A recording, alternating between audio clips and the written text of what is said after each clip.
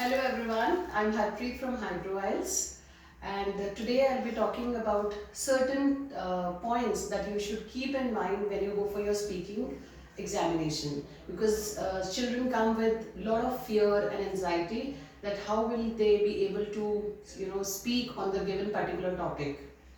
We already have one of the students who scored 8.5 bands in speaking, and the student was not an is not an extraordinary student, a student like us, but confident enough to face the examination. Now, first and foremost thing that you need to keep in mind is when you are standing at the door, you need to take permission to enter and should not take the chair till you are not offered. And after you are offered a chair, you need to say thank you to the examiner. Third thing, which is part of your personality development, that is, if you are offered a glass of water, you should avoid it because that is an indication that a student is nervous. Then, a fourth point that you need to keep in mind is you will be asked general questions about yourself. You should be confident enough. If you begin with fumbling, it will continue throughout the end, and that is where you will start losing band score, because the examiner will keep on asking you number of questions where you might feel that you are short of ideas. The fifth point that you need to keep in mind is when they give you cue cards, you should jot down the ideas if you feel that you will be looking on a piece of paper. Otherwise, be confident enough, make a good eye contact with the examiner and start speaking on the topic. Now the topic cannot be learnt because it can be from anywhere. It will be from your daily routine. So you don't know what the examiner would be asking. But when you talk to the examiner, you should be confident enough and you should plan your topic in such a way that it should have logical order. You cannot start. Now, for example, if somebody asks you about let's talk about your best friend. You cannot start your answer, my best friend is so and so. No. Please start with introductory lines, general lines, that is friends and books. Now let me give you an example of one of the cue card. Now the question that the examiner might ask you is talk about one of your best friends or describe one of your best friends.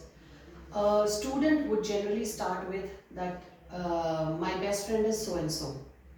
And if you are trained well, you will understand that the question should be started with 2 or 3 general lines. Now, for example, if I have to speak on this topic, I would start like, friendship is a sweet responsibility. I believe books and friends should be good and few. I never had many friends in my life, but today I would like to talk about one of my best friend. Now what happens is you are talking in logical order and your word count would increase. Now,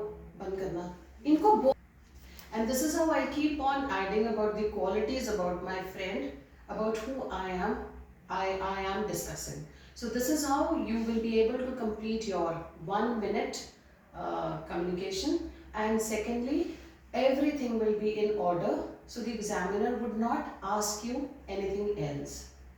Now, what are the things that examiner usually looks when they mark you for speaking skill is your confidence, the presence of mind, how quick you are.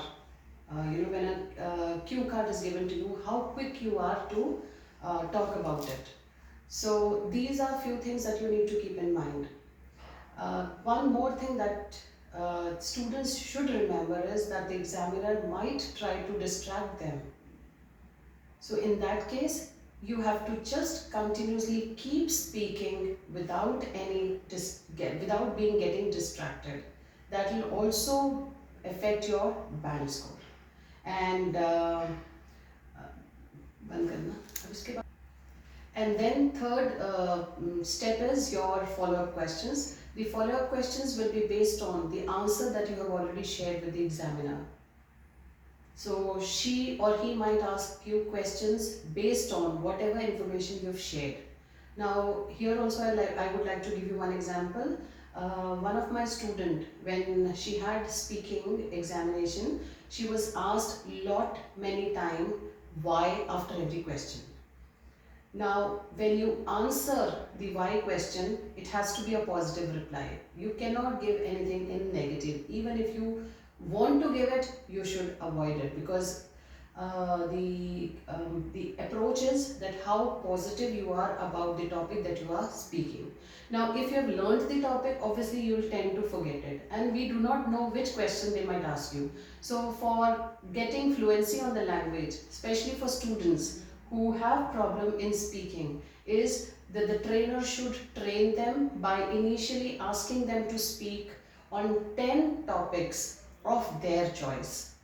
Once they get that confidence and fluency, then this should be weaned off, and the trainer can ask them different set of questions from on different topics.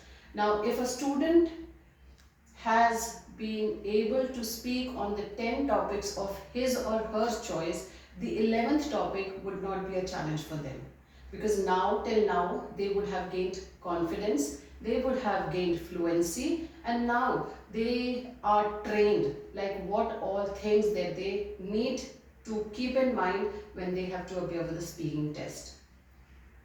These are the things I think that are important, because this is what I follow in my with my students. I generally give them a question, and I don't give them all the questions, the 4 questions that follow the topic. Reason is because I have experienced that if we start talking on these 4 questions, generally what happens, see, it's a human mind. For example, if you ask me, who's your best friend? How did she become your best friend? What are the good qualities that she has? Or why do you like her the most? Now, if you give me these questions, I'm sharing my experience, I would start, my best friend is so and so.